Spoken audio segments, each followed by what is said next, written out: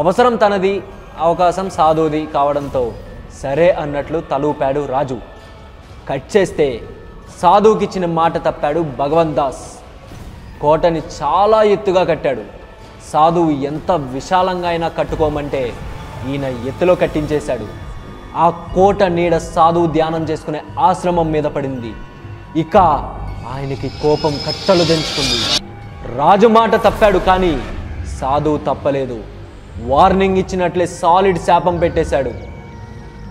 ఆయన శాపం ఫలించిందని, అందుకే క్రమంగా రాజవంశం అంతరించిపోవడంతో పాటు కోట శిథిలమైపోతూ వచ్చిందని, ఆ ప్రాంతంలో చనిపోయిన వాళ్ళు ఆత్మలుగా మారి ఆ కోటని గెస్ట్ హౌస్లా మార్చుకుని రెస్ట్ తీసుకుంటున్నారనే వార్తలు వినిపించడం స్టార్ట్ అయింది.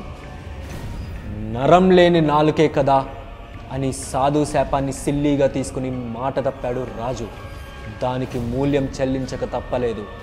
చనిపోయిన వాళ్ళు ఆత్మలుగా మారి కోటని ప్లేగ్రౌండ్గా మార్చుకుని ఆటలాడడం మొదలుపెట్టేశారు. పగలుపూట పై ప్రాణాలు పైనే పోతున్నట్టు అనిపించిన సాయంత్రం కాగానే మాత్రం చచ్చాన్ రోయ్ దేవుడా అనుకునే పరిస్థితి. ఎందుకలా చూద్దాం.